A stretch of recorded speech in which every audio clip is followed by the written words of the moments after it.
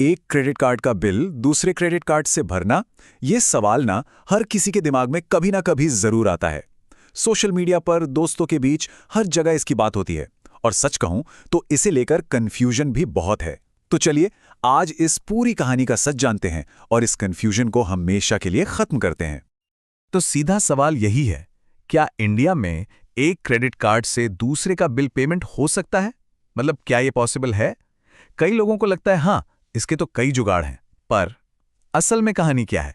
आइए इसी को समझते हैं। अच्छा, तो अब बिना कोई टाइम वेस्ट किए सीधे पॉइंट पर आते हैं।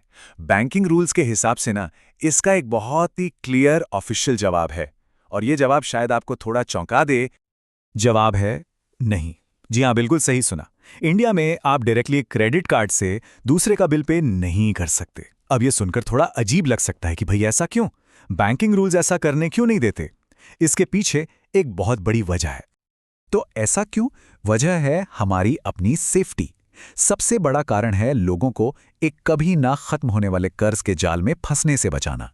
जरा सोचिए, एक लोन चुकाने के लिए दूसरा लोन लेना, इससे कर्ज खत्म कहाँ हो रहा है? वो तो बस एक जगह से दूसरी जगह शिफ्ट हो रहा है। ये सिर्फ एक इंसान के लिए ही नहीं, बल्कि पूरे बैंकिंग सिस्टम के लिए बहुत बड़ा रिस्क है।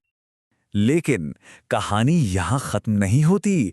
भले ही सीधा रास्ता बंद है, दो इनडायरेक्ट रास्ते हैं, पर यहां बहुत बहुत सावधान रहने की जरूरत है, क्योंकि इन दोनों रास्तों में ना जमीन आसमान का फर्क है। एक रास्ता आपके लिए एक स्मार्ट टूल बन सकता है, तो दूसरा आपको कर्ज के एक गहरे जाल में फंसा सकता है। चलिए इन दोनों को ठीक से समझते हैं। ये देखिए, एक तरफ है बैलेंस ट्रांसफर, जो एक स्मार्ट टूल की तरह है, और दूसरी तरफ है कैश एडवांस, जो एक खतरनाक जाल बन सकता है। एक से आप अपने कर्ज को कंट्रोल कर सकते हैं और दूसरे से वो कर्ज और तेजी से बढ़ सकता है। इन दोनों के बीच का फर्क समझना सबसे जरूरी है। तो पहले बात करते हैं इस स्मार्ट टूल की, यानी बैलेंस ट्रांसफर की। यह है क्या? सीधा सा मतलब है अपने एक कार्ड का बकाया कर्ज दूसरे कार्ड पर शिफ्ट कर देना। और ऐसा क्यों किया जाता है? क्योंकि जो नया कार्ड है वो अक्सर बहुत कम या कुछ महीनों के लिए 0% इंटरेस्ट ऑफर करता है।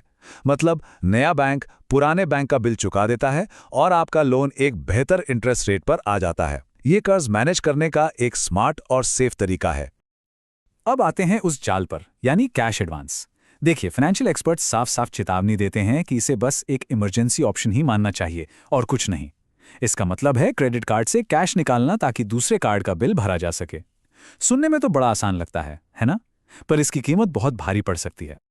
तो ये कैश एडवांस इतना खतरनाक क्यों है?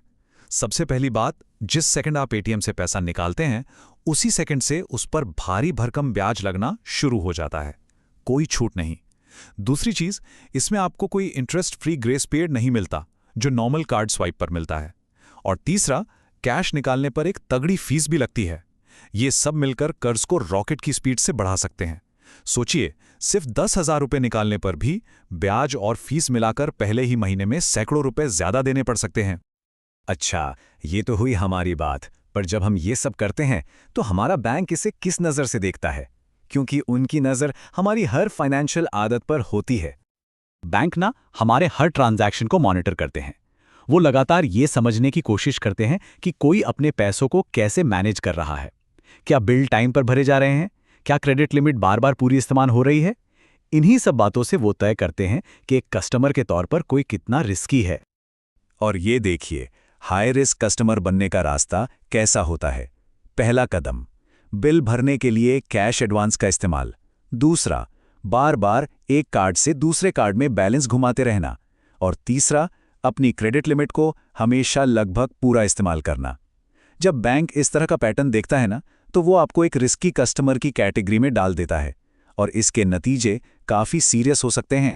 तो जब बैंक ये हाई रिस्क का टैग लगा देता है, तो होता क्या है? सबसे पहले क्रेडिट लिमिट कम की जा सकती है।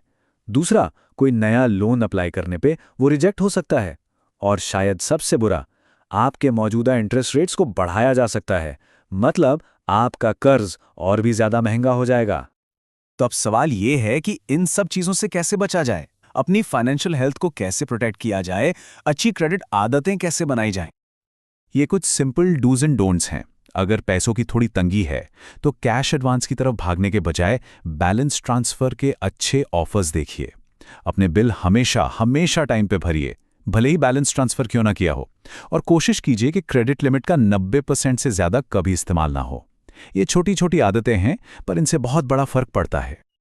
और हाँ, एक बहुत ज़रूरी बात, कई लोगों को ये डर होता है कि बैलेंस ट्रांसफर करने से क्रेडिट स्कोर खराब हो जाएगा, पर ऐसा बिल्कुल नहीं है।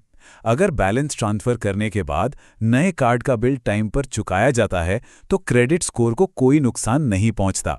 ये एक बिल्कुल सेफ और सही स्ट्रैटेजी है। तो आखिर में सवाल बस इतना ही है कि जो क्रेडिट कार्ड जेब में है, वो एक स्मार्ट टूल है या फिर एक जाल? क्या वो मुश्किल में मदद करने वाला एक साधन है या अनजाने में फंसाने वाला एक ट्रैप? इसका जवाब हर किसी को खुद से पूछना होगा।